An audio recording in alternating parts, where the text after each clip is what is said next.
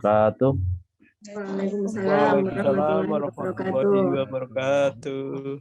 Innal hamdalillah nahmaduhu wa nasta'inuhu wa nastaghfiruh wa na'udzu billahi min shururi anfusina wa sayyiati a'malina may yahdihillahu fala mudhillalah wa may yudhlilhu fala hadiyalah. Asyhadu an la ilaha illallah wahdahu la syarikalah wa asyhadu anna Muhammadan abduhu wa rasuluh. Allahumma shalli wa sallim ala Muhammadin wa ala alihi wa sahbihi ajma'in. Bapak Ibu yang Allah muliakan, alhamdulillah pada malam hari ini di sela-sela istirahatnya kita masih bisa bermuajahah, masih diberikan kesempatan Allah Subhanahu wa taala untuk berbincang-bincang, berdiskusi ya. Jadi format kita diskusi ya Pak Joko ya. Ya, Jadi tapi kalau nanti ada materi silahkan Pak Joko bisa sampaikan. Bagaimana kemudian kita bisa mencetak para hafiz dari rumah ya, karena penting bagi kita ya. Rumah-rumah ini kalau lihat video-video saya sebelumnya di channel itu saya sampaikan dengan metode apapun dimanapun anak kita taruh untuk menghafal Quran, keluarga tetap memiliki peranan utama ya. Jadi nggak bisa misalkan anak kita mau hafiz, mau dekat dengan Quran, kemudian kita taruh di pesantren lalu kita bebas-bebas saja tidak ikut campur, itu nggak bisa. Tetap keluarga akan memberikan dampak ya terhadap keberhasilannya. Ya, dan inilah yang kemudian menjadi visi besar kita ya. Karena kita punya visi mencetak 130 juta hufaz, maka salah satu yang harus diaktifasi ya adalah rumah kita. Jadi rumah-rumah Bapak Ibu ini harusnya mencetak para hafiz. Dan alhamdulillah malam hari ini kita akan berbincang-bincang dengan, kalau saya mengenalnya dengan Pak Joko Wahyudiono ya, ST. Ya, beliau sarjana teknik dan PNS ya Pak ya. Betul. Di Badan Geologi ya, kalau nggak salah ya. Iya, betul ya. Ya, Badan Geologi di Bandung. Jadi beliau geologis ya. Biasa mencari batu gitu ya. Melihat batu. Dan yang menarik adalah kalau saya sungguh terinspirasi dengan beliau ya, dari cerita dulu sebelum saya punya bukunya, karena kemarin dikasih sama beliau bukunya, buku Fajar ini, yaitu cerita tentang bagaimana beliau dengan tekun ya, dengan tekun mengajarkan, bukan mengajarkan, mungkin lebih tepat membina lah ya, membina Fajar yang saat itu lahir dengan kondisi divonis lumpuh otak ya Pak ya, mohon maaf ya Pak ya. Ya, dan ternyata ya kelemahan itu tidak menjadi kelemahan tapi menjadi keluar biasaan, karena usia 5 tahun kalau saya nggak salah beliau sudah hafal Quran 30 juz. Nah, kita kalau melihat 4 tahun setengah ya, subhanallah ya. Kalau saya melihat anak kita 4 tahun setengah udah apa ya gitu ya. Beliau 4 tahun setengah dan kondisi anak yang saat itu sakit ya, tapi bisa hafal 30 juz. Ya, maka kemudian kalau kita melihat sosok Fajarnya dan beberapa kali masuk di TV ya, salah satunya di Hafiz Indonesia juga pernah ya, beberapa kali. Mungkin kita harus mencek gitu. Sebenarnya orang tuanya ngapain sih nih? Makannya apa sih nih Pak Joko ini, makannya apa sehingga bisa mendidik Fajar dengan luar biasa gitu. Bisa hafal 30 juz dengan kondisi yang diserang sakitnya bukan sakit kaki gitu. Bukan panu, bukan apa namanya, sakit-sakit yang biasa, sakitnya lumpuh otaknya langsung yang biasa digunakan untuk menghafal, Allah kasih ujian lumpuh, tapi subhanallah usia 4 tahun setengah sudah hafal. Termasuk saya juga kemarin terakhir ketemu Fajar itu habis lebaran ya Pak ya, habis lebaran Idul Fitri ya kita ketemu ya gitu, ketemu ngobrol, dan sebelumnya ketemu juga sempat menangis beliau, hatinya lembut sekali. Luar biasa, karena kita sedang berbicara tentang guru beliau yang meninggal, lalu tiba-tiba beliau menangis karena ternyata itu guru yang sangat disayangi beliau. Padahal ngomongnya cuma biasa saja dengan Pak Joko, nanya kabar gimana orang, ternyata emang Quran itu memberikan dampak yang luar biasa. Baik Bapak Ibu yang Allah muliakan, kita akan sapa beliau Pak Joko ya. Assalamualaikum warahmatullahi wabarakatuh, Pak Joko. Waalaikumsalam warahmatullahi wabarakatuh. Ustadz Jemi, sehat Ustadz? Alhamdulillah saya sudah sehat, Pak. Kemarin sempat hampir Alhamdulillah, sebulan itu, barakallah. 14 hari lah. Setelah itu pemulihannya 14 hari kurang lebih. Tapi sudah bekerja. Alhamdulillah, Alhamdulillah sehat. alhamdulillah. Ya. Terima kasih Pak Joko. Gimana lagi di rumah sekarang? Nggak keluar kota? Iya, betul Ustadz, ini sedang banyak di rumah sekarang. Ini apa, di kantor juga sedang WFH diminta ya? untuk lebih banyak WFH, betul. Jadi kita banyak bekerja di rumah daripada di kantor sekarang Ustadz. Survei-survei masih Pak? Dan masih kemarin terakhir kita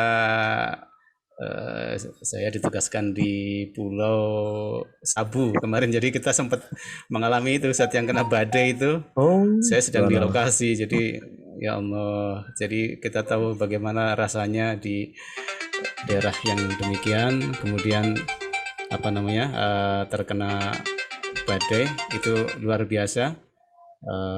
Mudah-mudahan cukup sekali saja Ustadz hal yang demikian itu. Iya. Subhanallah ya Pak. Kalau Pak Joko sendiri aktivitas detailnya apa? Mencari apa nih Pak? Bagian apa di Badan Geologi?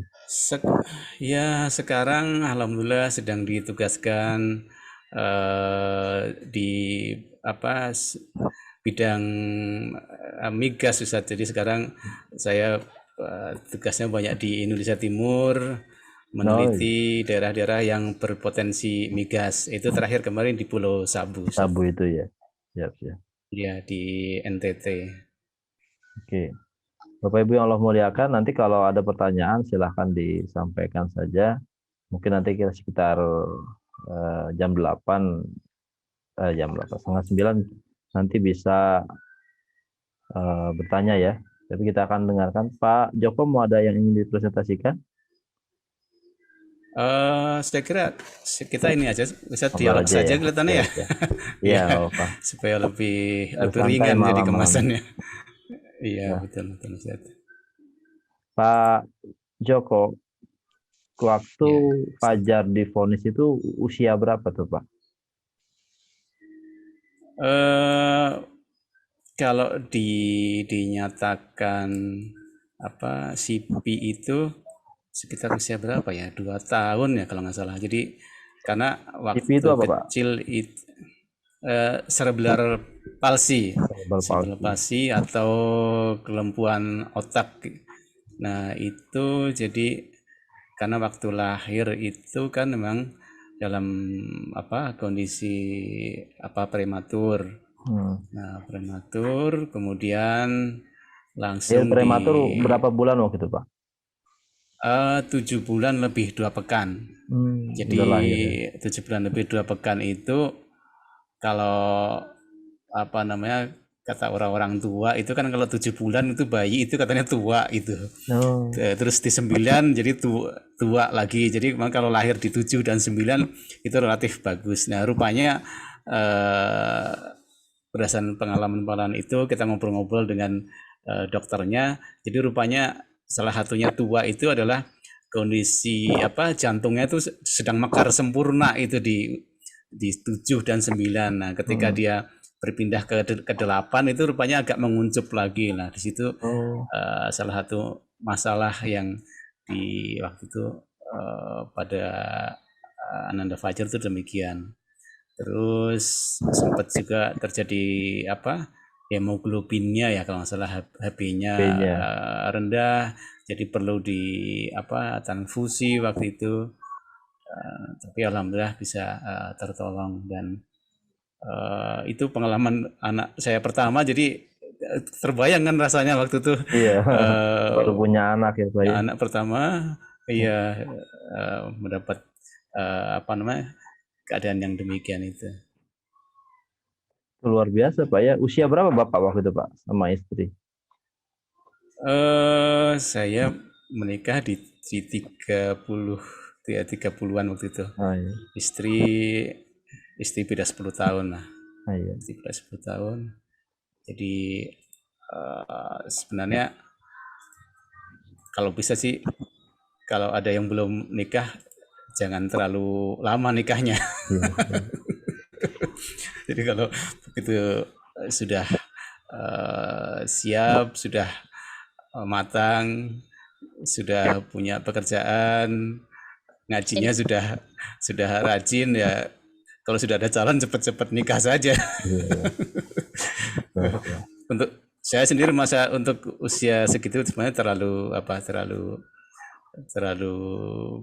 terlalu tua untuk mengamali pernikahan. Tapi alhamdulillah bisa berjalan dengan lancar. Waktu Fajar di lahir itu kondisinya bagaimana? Seperti biasa saja atau gimana, Pak?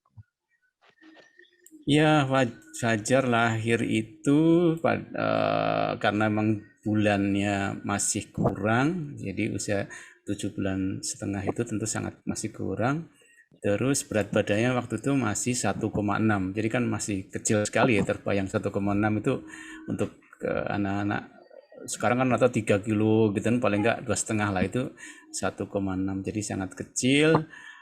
Tentu saja masih sangat lemah, jadi begitu lahir langsung dibawa ke unit NICU. NICU itu ya? Iya, NICU yang ada tabung-tabung itulah. Waktu itu juga di setahu saya di Hasan Sadikin baru ada satu-satunya, waktu itu di rumah sakit lain belum. Oh, di Bandung belum ya? ada. Iya, di Bandung waktu itu lahirnya di Hasan Sadikin, dan di situ yang punya alat baru di situ saja. Jadi ngantri itu kan Ustaz. Nah, alhamdulillah Fajar kebagian bisa dirawat di situ.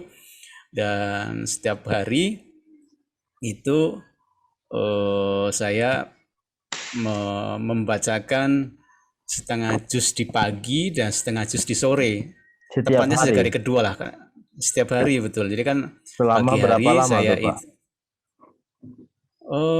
di rumah sakit kan sekitar 1 bulan ya, waktu itu sekitar 1 bulan itu, yang pagi sore itu. Mau Terus di dibacakan luar itu? itu saya juga menitipkan, jadi selain membacakan pagi setengah juz, sore setengah juz, saya juga menitipkan kaset karena waktu itu belum musimnya MP3 ya? apa MP3. MP3 dan yang teknologi Boneka. sekarang, HP juga waktu itu belum bagus-bagus. Nah, dulu masih pakai Walkman, jadi saya menitipkan Walkman kepada perawat untuk disetelkan waktu itu juz 30. Saya kemudian emang sudah mempersiapkan sebelum kelahiran. Jadi di awal masih hamil tuh kita udah nyicil Yeah. punya kaset, punya buku-buku lah. Begitu Fajar lahir, alhamdulillah langsung salah satunya itu juz 30 saya titipkan kepada perawat untuk disetelkan. Jadi di luar saya setengah juz pagi, setengah juz sore, ditambahkan yang disetel oleh perawat tadi, gitu Ustaz. Ya. Sebelumnya saya nanya dulu sama Bapak Ibu, suaranya terdengar nggak ya? Jelas, Pak. Alhamdulillah jelas. Dengar jelas, Pak. Bagus. Jelas, Ustaz. Alhamdulillah jelas, Ustaz. Soalnya di YouTube katanya suara Pak Fajar, Pak Joko nggak kedengaran. Oh gitu ya? Iya, saya juga kurang tahu. Mungkin ada beres-beres. Oh gitu ya. Nah, saya cek dulu ya. Enggak, terdengar. Ini harusnya mencetak para hafiz. Di apa? Oh, ada. Hemoglobinnya ya. Mungkin HP-nya dia yang kurang. Ya, baik. Nah, cuma saya penasaran, Pak Joko, apakah memang Fajar ini waktu-waktu Pak Joko misalkan baru menikah itu, Fajar ini memang didesain mau jadi hafiz itu? Waktu sebelum hamil atau pas sudah hamil? Atau gimana, Pak? Sebenarnya enggak, Ustaz. Jadi kami tidak mendesain. Jadi karena itu kan lahirnya juga sebelum waktunya, Ustaz ya. Jadi jadi yang kami lakukan itu sebenarnya seperti apa ya? Nggak sengaja gitu, nggak sengaja. Jadi pokoknya setiap hari kita bacakan 1 juz pagi, 1 juz setengah juz pagi, setengah juz sore. Itu dalam rangka apa, Pak? Waktu itu? Kenapa ada kepikiran nih bacain Quran gitu? Ya sebenarnya itu kami untuk mengobati karena jadi kan Oh, itu Fajar dalam keadaan karena tadi harus dirawat dulu kan karena karena lahirnya ya. prematur itu. Kemudian saya berinisiatif menggunakan Al-Quran sebagai obat, Al-Quran Asyifa sebagai ya. asyifa itu ya, sebenarnya keyakinan itu yang mendorong kami untuk melakukan pagi sore itu. Itu setiap hari Pak ya. Tapi alhamdulillah setiap hari betul, dan itu memang sudah dipolakan oleh kami sejak sebelum menikah. Jadi setiap hari 1 juz. Nah ini tinggal dilanjutkan saja pas sudah menikah, apalagi Fajar lahir itu pola itu kita terusin gitu. Jadi sambil motivasinya yang pertama itu untuk sebagai obat, Syifa dan ya. kedua komunikasi. Ya, komunikasi karena dengan bayinya waktu itu, karena kan itu di dalam box itu saya juga nggak berani nyentuh, saya masih takut juga kan, nggak berani nyentuh lah. Saya dengan itu saya merasa berkomunikasi dengan Fajar yang dalam box itu. Kurang lebih seperti itu yang saya lakukan. Ya. Lalu kebiasaan itu dilanjut di rumah setelah Fajar keluar NICU. Oh iya betul. Jadi setelah di rumah lebih intensif lagi. Kalau tadi di rumah sakit kan pasti ada keterbatasan, ada kamar sebelah, ada teman sekamar gitu kan. Pasti kita harus menyesuaikan, nggak bisa full seperti kalau di rumah tambah intensif lagi. Jadi selain tadi punya Walkman, saya waktu itu berinisiatif beli Kompo waktu itu masih belum musim HP seperti sekarang kan, belum musim radio ya. Ya radio tip yang yang pakai CD lah. Waktu itu teknologinya masih CD. Setelah itu pakai CD. Itu juga jadi di rumah kita sediakan 24 jam. Kalau tadinya kan hanya pagi sore ya. Tadi pagi sore. Jadi di rumah, jadi saya membacakan pagi sore, istri juga membacakan, tambah lagi di luar itu kita setelkan 24 jam di rumah. Jadi ya inputnya kurang lebih double ya. Jadi dua juz kan, 2 juz dari 1 juz dari saya, 1 juz dari istri, tambah yang selebihnya dari Kompo itu tadi, Ustaz. Itu 24 jam full ya?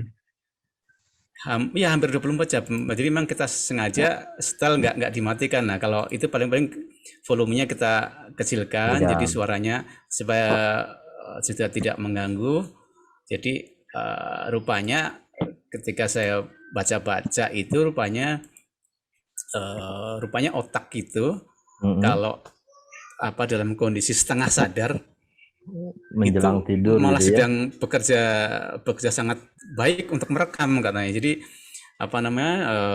menjelang tidur dan ketika baru bangun tidur itu katanya daya rekamnya sangat luar biasa. Dan ternyata juga merekam pendengaran itu pada saat tidur dia tetap berjalan gitu. Kalau mungkin mata itu tertutup. Nggak melihat, tapi rupanya sensor yang untuk merekam suara itu jalan terus ya. Oh jalan gitu. Ya. Iya betul. Tapi waktu tahun itu Pak Joko belum tahu ilmu itu kan? Belum tahu, Ustaz. Belum tahu. Ya, inisiatifnya luar biasa gitu ya. Jadi setiap hari didengarkan Quran gitu ya. Niatnya sih asyifa ya. Waktu itu ya. Betul. Itu sampai kapan tuh Pak Joko? Sampai usia berapa Fajar didengarkan seperti itu? Terus sampai sekarang juga masih jalan, Ustaz. Oh gitu. Sekarang usia Fajar berapa, Pak? Jadi emang sekarang sudah masuk 18, Ustaz. Oh, alhamdulillah. Iya. Jadi itu, Ustaz. Jadi inspirasinya justru tentang tadi memperdengarkan itu ya. Yang itu tadi selain asyifa, saya dulu pernah membaca bahwa mendengarkan musik itu, musik klasik katanya membuat anak jadi tenang kan. Iya. Nah, tapi saya pikir masa harus dengan musik gitu. Kita kan punya Quran gitu kan. Iya. Betul. Jadi makanya saya berinisiatif beli kaset itu di awal-awal sebelum lahir apa. Jadi waktu masih awal apa dalam kandungan itu saya sudah mulai nyicil itu, saya nyicil beli-beli itu Kaset kaset, beli CD, di beli buku-buku karena memang dari awal pernikahan kami sudah berikrar rencananya tidak mendidik anak dengan televisi gitu. Oh Ustaz. gitu. Iya, iya. Jadi Iya, sampai sekarang nggak ada iya. televisi ya? Nggak ada Ustaz. Nggak ada. Itu adalah- TV-nya disimpan aja, Ya. ada tapi disimpan. Ah, iya. Ya. Alhamdulillah. Kalau tahu kemudian Fajar ini seperti hafal gitu, itu usia berapa? Karena kabarnya kan nggak bisa ngomong ya. Iya, jadi di awal sebenarnya kan perkembangannya emang lambat Ustaz. Jadi di awal itu eh, untuk duduk saja itu di usia 2 tahun belum stabil ya.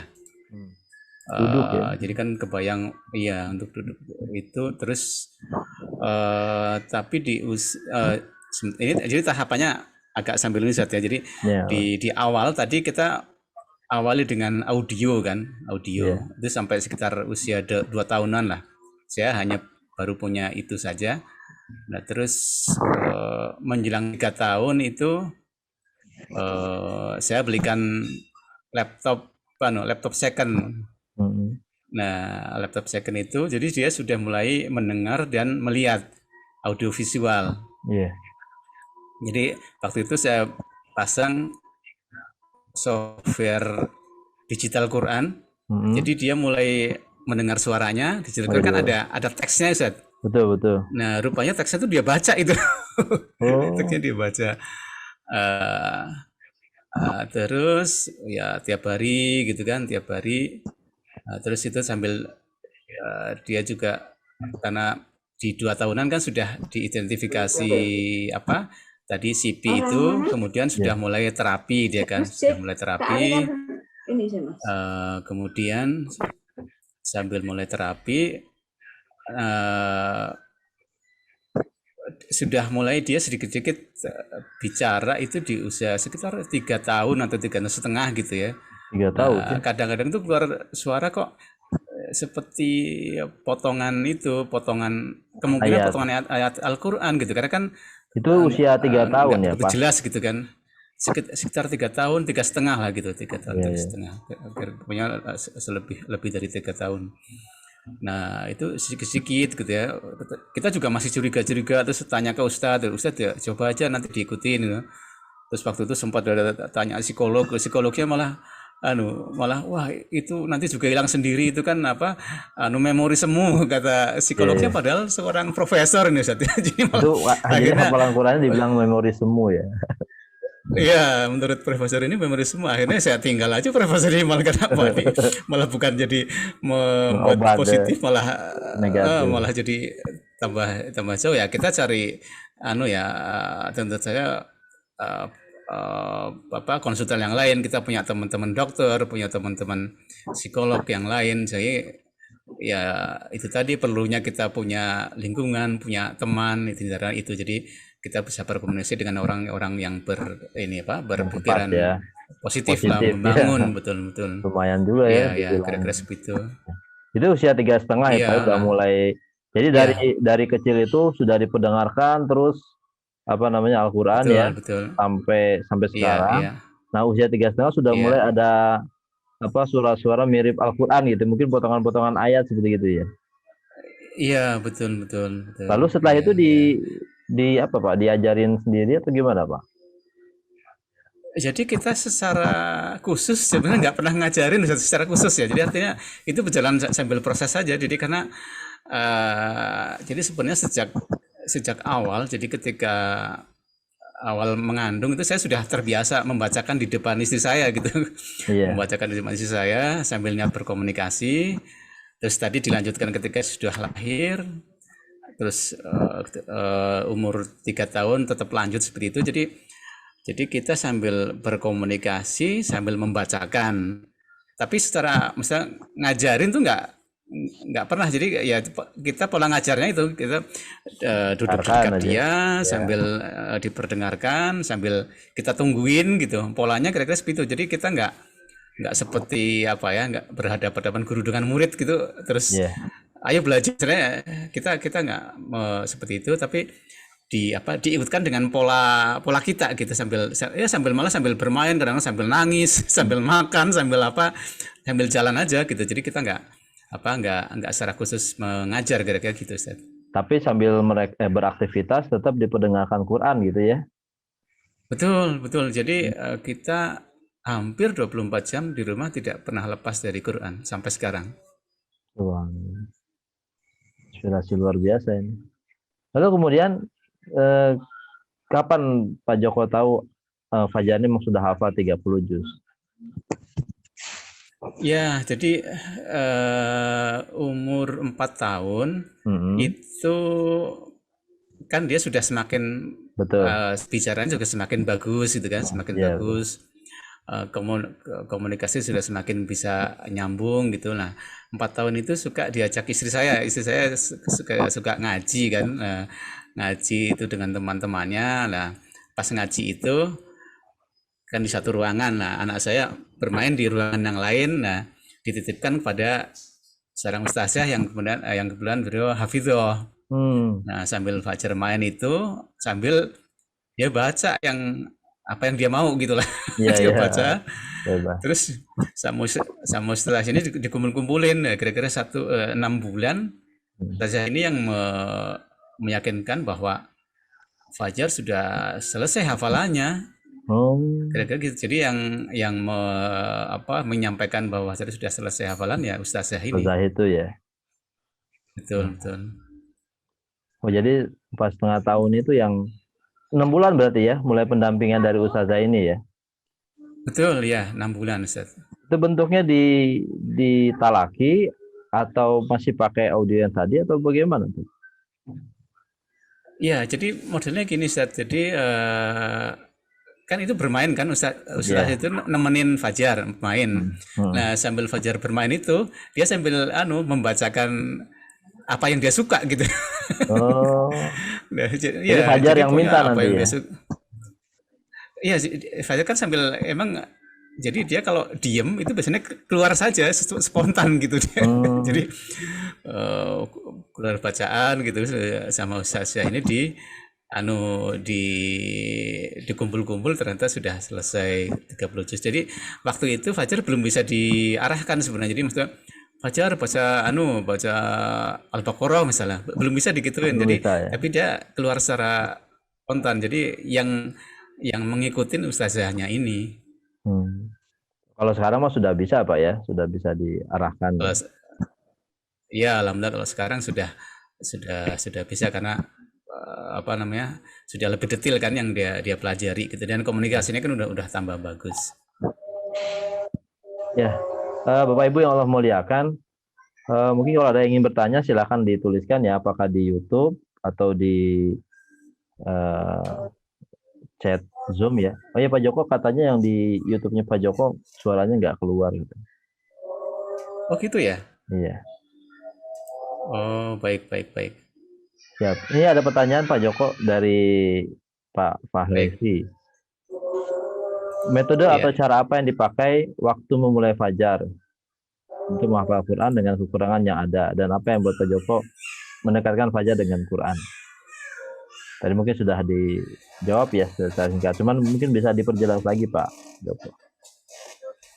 Iya, jadi kalau metodenya seperti tadi, jadi sebenarnya sambil bermain, sambil berdialog. Jadi saya tidak secara khusus mengajar gitu sebenarnya. Terus kalau apa tadi? Alasannya lagi, memang saya menariknya tuh Pak Joko tidak kadang-kadang kan ada orang tua yang bosan ya, jangankan anaknya sakit, anak yang sehat saja gitu kalau suruh bacain itu orang tuanya yang bosan, bukan anaknya gitu. Ini kira-kira waktu itu motivasi Pak Joko apa sih kira-kira sehingga Oh, nggak bosan luar biasa tuh minimal selama 4 tahun setengah itu kan, ya walaupun sampai sekarang juga masih, itu kan energi istiqomahnya luar biasa tuh Pak. Gimana, mungkin bisa berbagi nih Pak? oh iya, kalau kalau motivasinya, jadi ya jelas kami, saya dan istri kan pengen terus memperbaiki diri. Jadi nggak cukup dengan yang sudah ada hari ini kan. Jadi dengan membaca Quran itu kita berharap ada terus apa, satu pemeliharaan diri, yang kedua peningkatan, itu yang kita harapkan seperti itu. Nah, terus kita pingin juga generasi kita, anak-anak kita lebih bagus daripada orang tuanya gitu. Iya. Makanya ya itu motivasinya kenapa kita nggak ada bosan itu ya seperti itu. Karena kita pingin generasi anak-anak kita lebih bagus dari kita. Dan rupanya memang di dalam ini istri saya, rupanya itu terpendam itu keinginan pingin punya anak yang hafiz Quran seperti itu. Jadi itu salah satu yang luar biasa. Kalau saya tadinya malah nggak kebayang, kalau saya hanya berdoa bahwa saya pingin punya anak-anak yang solih gitu kan. Iya, iya. Nah kalau istri saya lebih detail lagi, pingin punya anak hafiz ya. Quran ya. Jadi Alhamdulillah ternyata ibu itu ya. jadi, iya itu jadi apa? Jadi mungkin apa, api utama yang menyemangati kita sekeluarga, kira-kira seperti itu, Ustaz. Tapi kan kadang-kadang gini Pak, saya yakin banyak ya, kalau Ya. ketika saya ngisi training, kan banyak juga orang tua yang pengen anaknya hafiz. Cuma kadang-kadang kan manusiawi ya, ketika ketemu kendala, keinginan itu jadi hilang gitu.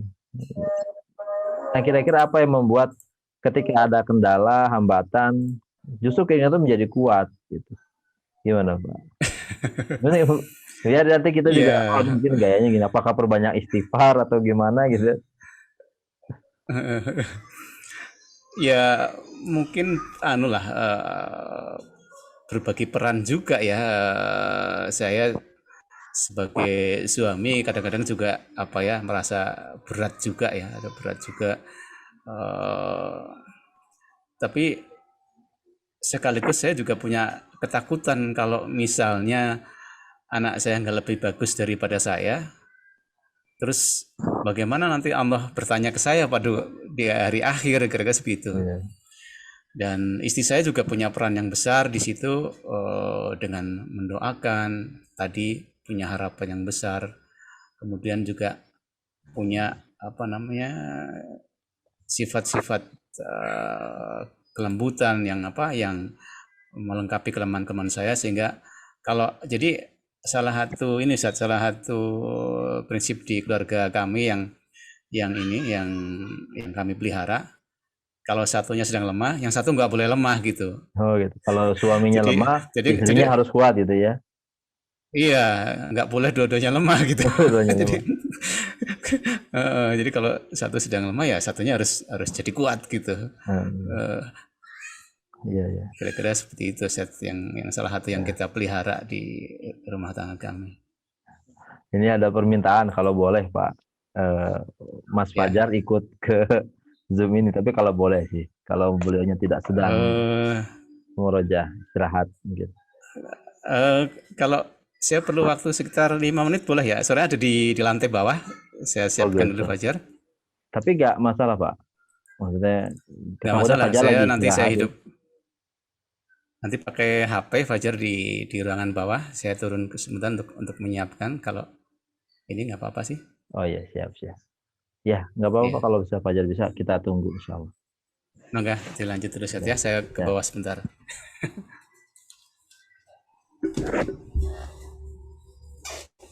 Ya, Bapak Ibu yang Allah muliakan, luar biasa ya cerita tentang kalau saya menyoroti itu dari orang tua ya.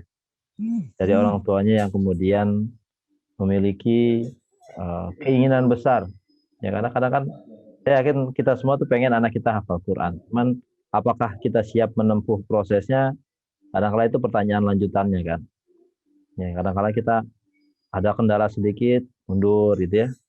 Anaknya sudah mulai malas sedikit, mundur.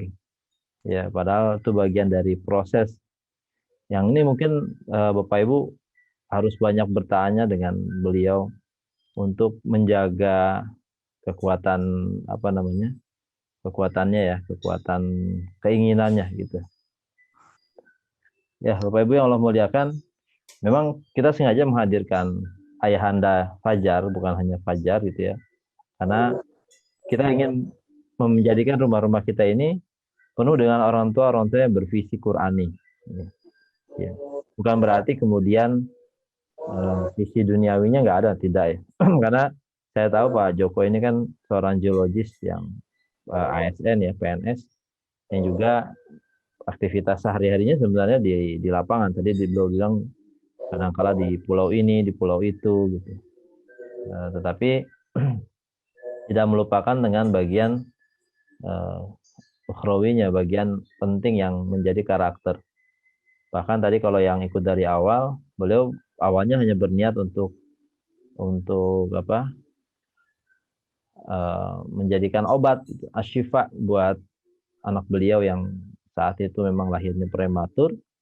Tapi kemudian ternyata asyifa itu bukan hanya asyifa beliau sakitnya, tapi juga asyifa untuk keseluruhan mental keluarga beliau. Ini yang mungkin harus jadi catatan buat kita semua. Jadi mencetak hafiz dari rumah itu ada utamanya di kita, di orang tua.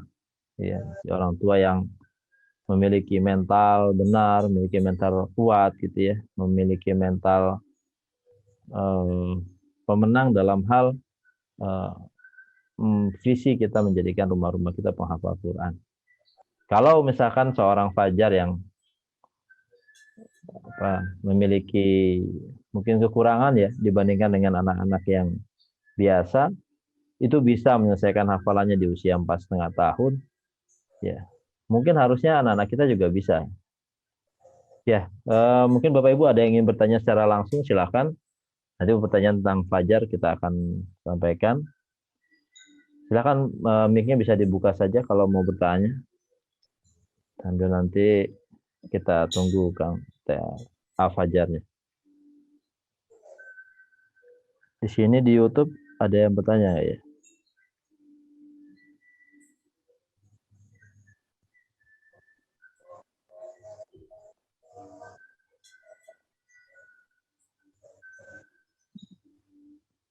Kalau teknisnya tadi sudah ada ya, cara teknis Bapaknya Fajar. Tapi memang istiqomah kita yang kekuatannya yang luar biasa ya. Sebagai orang tua, apa namanya?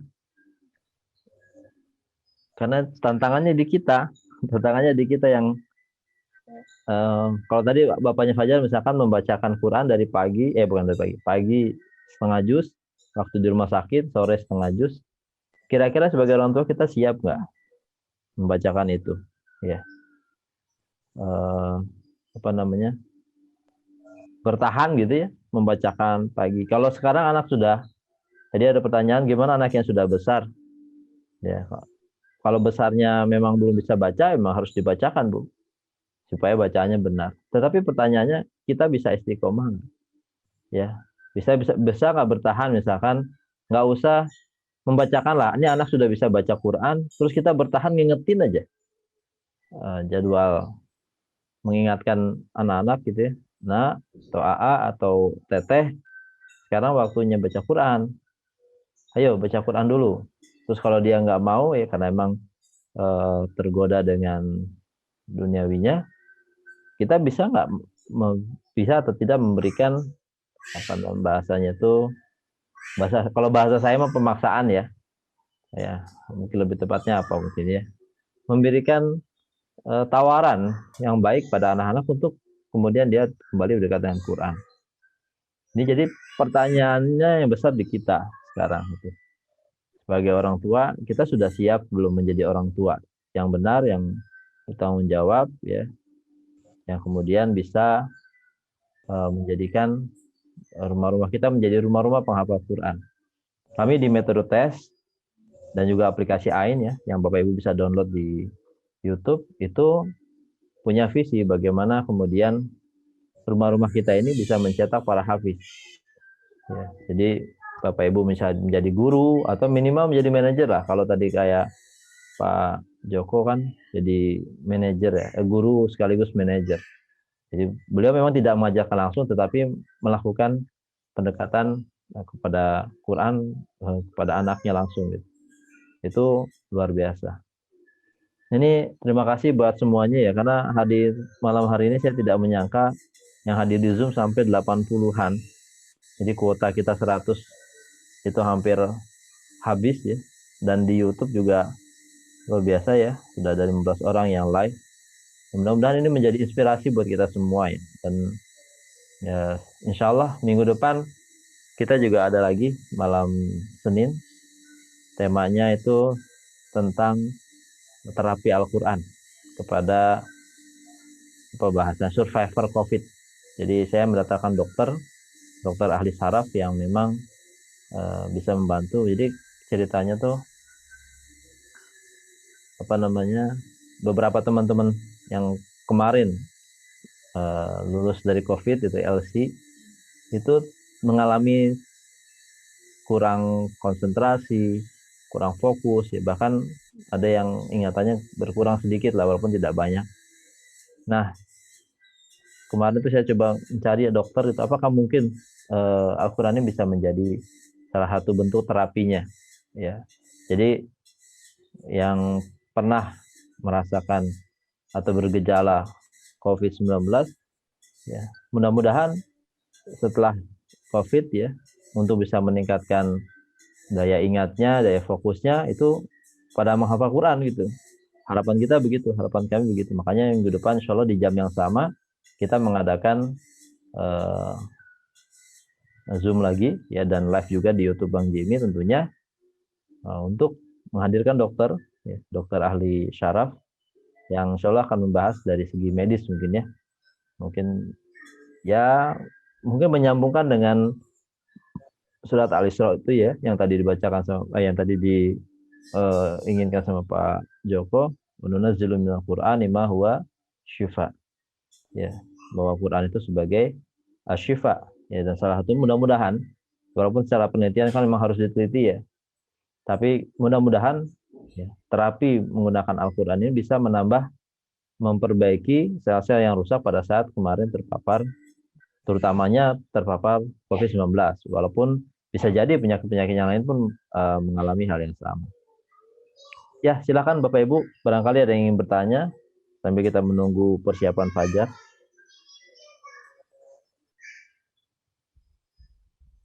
Oke, ini yang dari Bu Mila di YouTube ya. Di sini juga ada. Oh ya. Assalamualaikum Ustaz. Waalaikumsalam Pak Joko. Itu fajarnya sudah siap, tapi tadi mic-nya belum bisa di on tadi. Mungkin sama host masih di mute. Ya, namanya siapa Pak? Nama akunnya?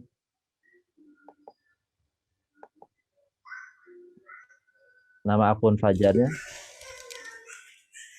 Nama akun fajarnya siapa?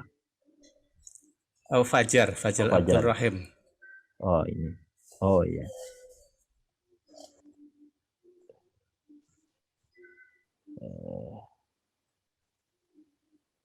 Ya, sekarang sudah bisa di-unmute, Pak. Silakan kita jadikan spotlight dulu ya. Nah, Fajar. Alhamdulillah. Kalau bisa dibantu dari situ, Ustaz, ada di unmute-nya bisa nggak ya? Oh, harus dari sana. Di sana ya, sebentar.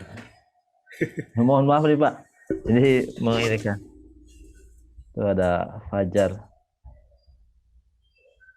Beliau tinggal di Bandung ya. Di Antapani, Aceh Manik maksudnya. Kecamatannya. Jadi orang Antapani.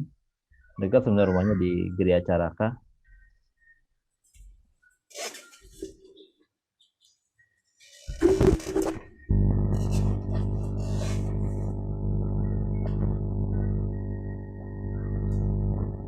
Mas Fajar bisa diaktifkan speakernya Mas? Mic-nya Mas dihidupkan Mas? Sudah ya? Oh ya, alhamdulillah sudah. Ya, sekarang sudah, alhamdulillah. Alhamdulillah. Subhanallah. Assalamualaikum Mas Fajar. Assalamualaikum warahmatullahi wabarakatuh. Alhamdulillah. Sehat Mas Fajar. Alhamdulillah, barakallah, Ustaz. Alhamdulillah Mas Fajar sehat. Terima kasih doanya. Doakan kami semua bisa mungkin seperti Mas Fajar ya. Amin, amin, barakallah. Amin. Pak Joko, ini ada yang bertanya, untuk pengulangan suratnya itu apakah dilakukan berurutan suratnya atau bagaimana? Yang ketika kemarin Mas Fajar didengarkan Quran. Oh iya, jadi kalau waktu bayi memang kita lakukan jadi secara berurut. Jadi tiap hari kita setelkan sejak dari Al-Fatihah gitu ya. Al-Fatihah sampai Al-Ikhlas, terus bolak lagi. Jadi muter terus itu apa? Oh, muter terus ya 24 jam ya. Kasetnya muter terus itu 24 jam terus kembali lagi seperti itu, Ustaz. Oh, iya. Jadi kan kalau kita lihat contoh yang lain itu yang apa? Yang dari metode tabarok yang dari Mesir, Ya. itu kan 1 juz diulang-ulang sampai 1 bulan ya, terus baru pindah ke juz yang lain. Ya. Nah, kalau Kalau Fajar ini semua juz ya. semua juz baru diulangi lagi. Dan tapi hasilnya kurang lebih sama juga. Jadi sama-sama apa namanya? Kira-kira usia 4 tahun sudah selesai 30 juga. Tabarok juga sama, kira-kira usia segitu selesai. Oh, iya. 30 juznya. Alhamdulillah. Kalau Mas Fajar murojaah berapa banyak sehari Mas Fajar? 5 lembar. Sehari 5 lembar murojaahnya. Diulang berapa lama Mas Fajar? Diulang 5 kali. 5 kali ya. Oh, subhanallah. Ya Bapak Ibu, baik, barangkali ada yang ingin bertanya langsung ke Mas Fajar di Zoom atau ke Mas Joko. Jadi kami itu penasaran dengan keistiqomahan orang tuanya gitu Mas Joko. Jadi kadang-kala kan ya jangankan untuk membacakan ya, tadi kan dibacakan tiap hari. Untuk ngingetin saja kadang-kala kita tuh putus asa gitu. Ya. Ini kira-kira gimana tipsnya ini? Ya, kita menunggu ya. Kalau ada yang bertanya di raise hand aja ya, nanti kita persilakan. Gimana kira-kira tipsnya Pak Joko? Iya, jadi kan ini Ustaz, kita memang ya tidak cukup juga kalau hanya sendiri ya. Jadi selain kita ada motivasi dari dalam diri, kita juga ada pasangan yang saling mengontrol. Di luar itu kita juga punya komunitas gitu loh. Yeah. Nah, komunitas ini juga jadi kita saling bantu ketika kita sedang lemah, kita bisa ngobrol di komunitas. Komunitas di luar rumah berarti ya? Di luar rumah, betul, di luar rumah, sehingga ketika lemah ada pihak lain memotivasi kita. Ya, jadi kira-kira harus kita punya lingkungan lah, lingkungan positif. Jadi penting jadi, ya punya lingkungan. Betul. Gitu ya.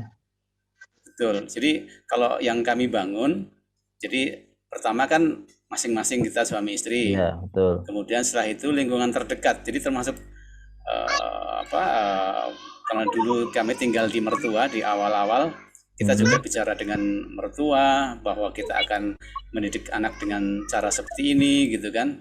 Kita juga bicara dengan bibinya, dengan keluarga yang lain, bahkan dengan tetangga juga kita usahakan saling support, karena kan tadi kita mengusahakan tidak nyetel televisi nih. Padahal secara umum kan orang nyetel TV. Betul. Jadi bagaimana kita sampaikan idenya. Jadi walaupun mungkin ya tidak bisa juga kita menyuruh orang mematikan televisi, tapi setidaknya orang tahu bahwa kita tidak ingin terlalu banyak televisi. Iya. Atau ada juga jurus komprominya, TV-nya nyala, tapi suara tilawahnya juga nyala. Jadi kalaupun matanya lihat siaran televisi, tapi telinganya mendengar tilawah gitu. Oh iya. Itu salah satu kompromi yang kami lakukan seperti itu, Ustaz. Betul. Ini ada yang bertanya Pak, dari Bang Joy ya. Silakan Bang Joy. Sudah bisa belum ya? Oh, bentar. Silakan Bang Joy, sudah bisa dinyalakan. Assalamualaikum Pak.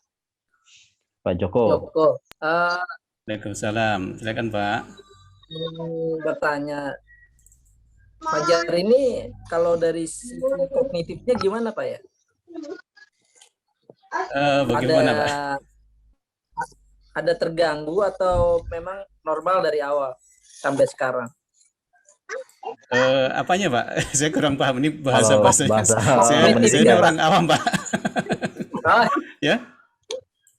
eh, apa ya?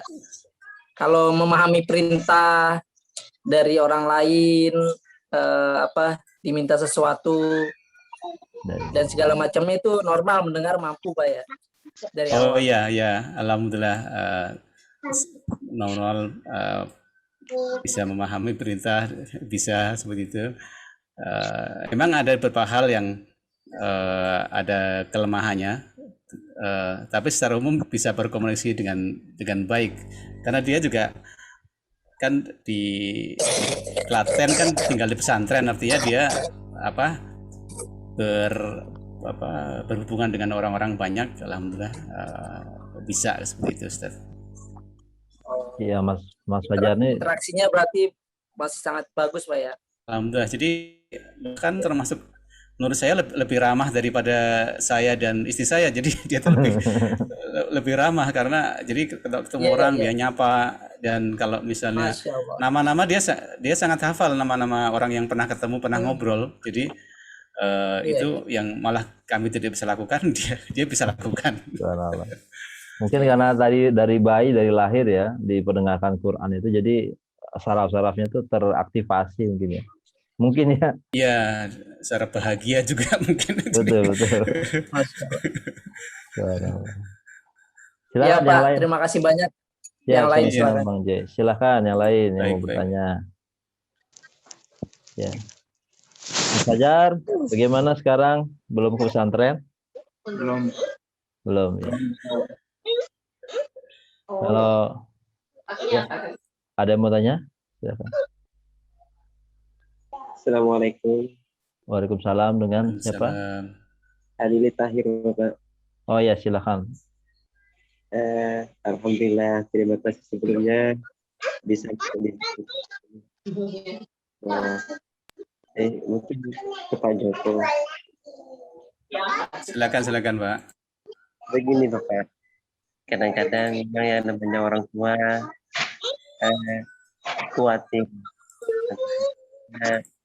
anak itu lupa dengan hafalan. Apakah hal seperti ini pernah juga terjadi kepada Bapak Joko? Terima Mohon kasih. diulangi Pak, pertanyaan mohon diulangi. Kadang begini Bapak Joko, untuk memasukkan anak di tahfidz atau untuk menghafal, itu sebagai orang tua kadang-kadang ada perasaan khawatir. Anak tidak mampu menghafal, atau hafalan yang sudah dihafal itu akan hilang. Nah, apakah Bapak Joko nggak pernah juga mengalami seperti ini? Kalau memang pernah mengalami, mungkin ada solusi Bapak untuk membantu kami. Terima kasih. Oh ya, baik. Tentu saja ada kekhawatiran ya untuk hal-hal seperti itu. Dan yang kami lakukan adalah tadi itu, kita kan tidak bisa mengandalkan ini kita sendiri ya,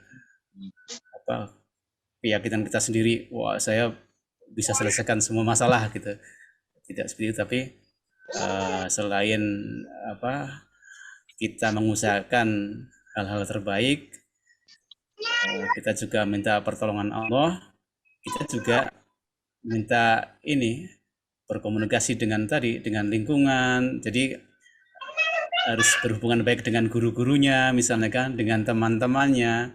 Jadi kalau misalnya memang melihat anak kita sedang melemah, sedang kurang baik hafalannya, kan ada juga tadi ada gurunya, ada teman-teman yang membantu, mengingatkan kita, mendorong untuk menyemangati lagi, kira-kira seperti itu. Jadi kita tidak hanya bergantung pada kekuatan kita sendiri, tapi yang jelas harus minta pertolongan Allah, dan juga bekerja sama dengan lingkungan tempat kita tinggal, tempat anak kita belajar, dan kita harapkan mendapatkan lingkungan yang baik yang saling mendukung dalam hal kebaikan. Kira-kira seperti itu. Ya, terima kasih. Ya, jadi wajar ya kalau misalkan ada ketakutan, khawatiran. Cuman memang kita perlu lingkungan ya Pak Joko ya. Betul. Ya, yang kedua mungkin Bapak. Ya, gimana? Pak Halil ini tinggal di mana Pak Halil? Pamekasan, Madura, Bapak. Oh, benar. Logatnya agak berbeda. Silakan Iya. Pak Halil. Mungkin mohon maaf, mungkin untuk dibacakan saya atau 2 ayat dari Mas Fajar. Ya, terima kasih. Mohon maaf. Mas Fajar. Mas Fajar katanya minta diperdengarkan surat. Mau dibaca. Surah Ar-Rahman.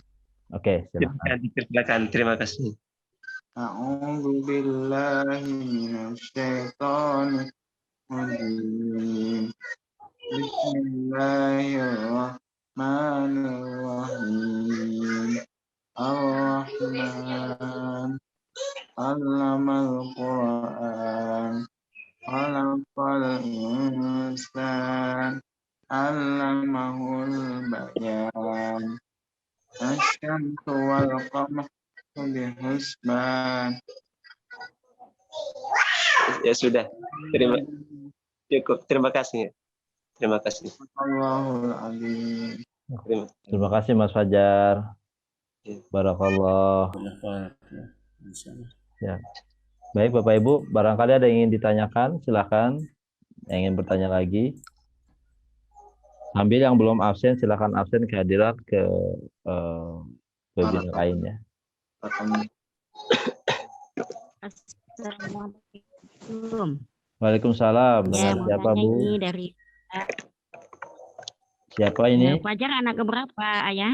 Bu Firda dari Oh ya, Payakumbu. Payakumbu. Silakan Bu Firda. Fajar anak pertama, Bu. Anak pertama, adiknya ada berapa, Pak? Adiknya ada 1, sekarang usia 3 tahun. Jauh jaraknya ya? Iya, betul. Alhamdulillah. Jadi habis Quran 14 juga tahun adiknya? bedanya. Iya, Adiknya habis Quran juga. sedang berjalan, Bu, insya Allah. Mudah-mudahan mohon doanya supaya dia juga menjadi seorang hafidhoh. Akhwat ya. Oh iya iya. Ya, Maaf itu kecapnya kecap sedap jadi aneh. usianya kira-kira hampir sama dengan usianya putranya Ustadz Jimmy juga ini, sekitar 3 tahun, Ustadz ya. Oh, Askia ya, sama Askia. Iya, 3 Ya, tahun insya Allah setengah. nanti kita kabar-kabar Ustadz perkembangan Ya. anak kita masing-masing. Iya, siap. Ya, kami kalau yang kecil lagi di program supaya sebelum 10 tahun beres 30 juznya. Amin, insya Allah. Ya, gitu. Ya, terima kasih infonya. Jadi caranya setiap hari dibacakan Quran ya? Oleh Betul. ayahnya dan ibunya. Betul, oleh ayah dan Ya. ibunya. Dan selain itu disetelkan murotal 24 jam di rumah kita. Nah, tuh. Itu ya, Bu Firda ya. Ini ada yang bertanya Pak Joko, kalau Ya, silakan. Mas Fajar suka ingin bermain-main HP atau tidak? Mas Fajar main HP nggak, Mas? Mas belum bertanya. Ya, jadi Mas Fajar ini juga main HP. Sama dengan anak yang lain, hanya HP-nya isinya 1 Quran, 2 imam-imam, terus apalagi yang dia dengarkan ceramah-ceramah, Ya. terus apalagi Mas, kitab-kitab.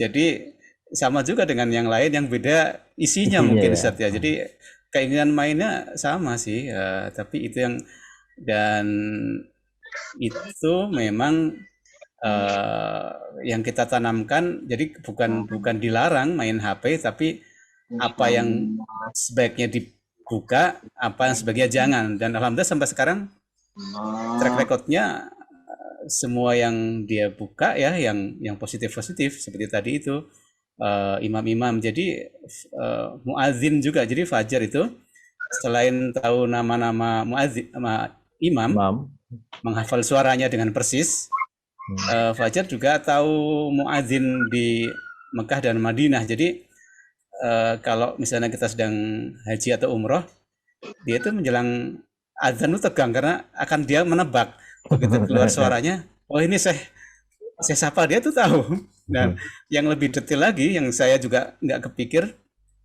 dia tuh tahu bahwa yang adzan yang iqomah tuh kadang-kadang saya yang berbeda, dan dia tahu yang adzan siapa, yang iqomah itu saya siapa. Itu nggak kepikir oleh saya sebenarnya, tapi alhamdulillah Fajar bisa melakukan itu. Itu game Dan Fajar itu belajarnya ya. dari YouTube itu. Jadi satu sisi memang YouTube itu kalau kita memanfaatkan dengan baik ya jadi ilmu yang baik. Tapi kalau kita kurang bisa memanfaatkan, malah kita yang dijadikan korban oleh Iya, YouTube. Ya, silakan. Ada lagi pertanyaan? Ini bagaimana caranya Pak Joko supaya anak-anak tuh istiqomah dalam tilawah? Iya, kalau istiqomah tentu saja kaitannya dengan motivasi ya, motivasi. Jadi yang kedua juga harus senang juga, ya kita tanamkan itu adalah cinta kepada Al-Qur'annya itu. Jadi memang dari kecil Fajar sudah kelihatan cintanya kepada Al-Qur'an gitu. Misalnya kalau dulu kecil itu anak-anak kan pada bermain, pengen beli mobil-mobilan, pengen beli apa. Kalau Fajar pengennya beli mushaf itu. Jadi kalau ada mushaf keluaran baru, pengen beli. Padahal kadang-kadang masih dari pencetakan yang sama, tapi ada yang warna biru, ada warna merah, pengen beli juga dia. Betul ya Fajar ya? Jadi kalau misalnya kita jalan-jalan ke toko buku, bukan cari barang-barang lain, yang cari-cari itu Quran mana yang belum dia punya, kira-kira seperti itu. Nah, jadi ya alhamdulillah, termasuk zaman dulu masih banyak CD kan, CD software Quran itu, beli yang terbitan mana, dia pinginnya itu punya semua. Itu mungkin salah satu yang membuat dia bersemangat. Yang kedua ya harus merasa ada manfaatnya dengan belajar Quran itu. Dan alhamdulillah kan dari hafalannya ini, salah satu manfaat yang kita dapatkan, alhamdulillah kita sekeluarga mendapat hadiah untuk pergi haji sudah pernah, pergi umroh sudah pernah. Itu tentu saja kan satu manfaat yang luar biasa yang nggak kita duga-duga dan nggak kita pikir-pikir, karena kita tahu pergi haji itu kan ngantrinya sekian puluh tahun. Alhamdulillah Fajar itu diundang ya.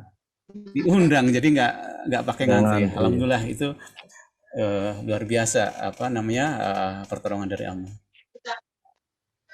Ya, terakhir Pak Joko, kira-kira ada doa khusus nggak Pak Joko buat mungkin sebelum menikah atau sudah menikah atau sampai sekarang masih didawamkan supaya anak-anak dekat dengan Tuhan? Iya, kalau saya memang doanya itu kalau yang dari dulu mendoakan ingin punya anak yang solihah, ya, itu inti doa saya seperti itu. Kalau belakangan ini saya menambah doa lagi Ustaz, jadi pinginnya kita pengen sekeluarga jadi ahlul Quran insyaallah. Dan itu kita doakan terus sehingga mudah-mudahan nggak hanya Fajar tapi juga adiknya Fajar dan kita orang tuanya nih, karena malah ketinggalan orang tuanya, kita juga berharap mudah-mudahan nanti kita semua bisa menjadi ahlul Quran. Amin insyaallah. Ya Pak Joko, kira-kira ada nggak pesan buat para orang tua ini untuk bagaimana mencetak para hafiz di rumah? Ya, mungkin belajar dari yang terjadi pada keluarga kami kan keluarga biasa, bukan dari keturunan ulama, bukan juga orang dari pesantren gitu kan. Jadi dari keluarga manapun dengan usaha yang baik, dengan memohon pertolongan Allah, mudah-mudahan bisa terlahir hafiz dan dari rumah. Kita tidak harus menunggu dari pesantren, dari rumah kita harapkan dengan pola yang tadi, jadi membiasakan ada 24 jam murotal di rumah. Terus orang tua memberi contoh. Jadi yang sangat utama adalah orang tua memberi contoh. Kita kelihatan banget rajin membaca, rajin menghafal. Insya Allah akan terbentuk anak-anak hafiz Quran sejak dini dari rumah-rumah kita. Kira-kira begitu, Ustaz. Ya, Pak Joko, Bapak Ibu yang Allah muliakan, sepertinya pertemuan kita harus berakhir ya, karena sudah menjelang jam 9. Dan mudah-mudahan nanti kita bisa bertemu lagi Pak Joko. Ya Mas Fajar ya. Ya, insya Insyaallah. Allah. Amin. Ya, jadi kita berharap inspirasi yang diambil dari keluarga Pak Joko ini menjadi inspirasi bagi keluarga-keluarga kita sekarang. Jadi tidak ada kata terlambat lah, walaupun anak kita mungkin sudah dewasa, masih ada waktu, masih ada kesempatan ya untuk bisa menjadi keluarga Allah di muka bumi. Innalillahi ahlina. Kulman ya Rasulullah ahlul Quran. Sungguhnya Allah memiliki keluarga dari muka bumi ini. Di muka bumi ini. Siapa mereka? Para ahlul Quran. Ahluka wa khasat. Mereka adalah orang-orang yang menjadi keluarga Allah dan orang-orang yang khusus. Bapak Ibu yang Allah muliakan, saya mengingatkan kembali bahwa apa yang kita coba rencanakan hari ini adalah bagian dari menjadikan rumah-rumah kita sebagai tempat pencetak para hafid. Tidak harus jadi guru, minimal orang tua bisa menjadi manajer, bisa mengatur siapa yang bisa mengajarkannya, siapa yang harus mengajarkannya, apa yang diajarkannya. Ya itulah kita sebagai manajer atau mungkin kepala sekolah lah di rumah-rumah kita untuk program tahfiz ini. Pak Joko, Mas Fajar, kami ucapkan terima kasih. Barakallah. Terima kasih Bali. Mohon maaf juga Ustaz. Ya, semoga ilmunya berkah ya Mas Fajar ya. Amin, insya Allah. Doakan kami semua Mas Fajar ya. Amin. Ya, Pak Joko mohon doakan kami juga agar bisa menjadi orang tua yang terbaik ya. Ya, terima kasih ilmunya malam hari ini, kita banyak belajar walaupun singkat tapi ilmunya luar biasa. Dan mudah-mudahan ini menjadi titik balik bagi keluarga-keluarga kami, terutama di masa pandemi yang memang meminta kita untuk kembali ke rumah kita masing-masing. Sekali lagi kami ucapkan terima kasih pada Pak Joko dan Mas Fajar. Ya barangkali ingin melanjutkan aktivitas, kami persilahkan. Assalamualaikum warahmatullahi wabarakatuh.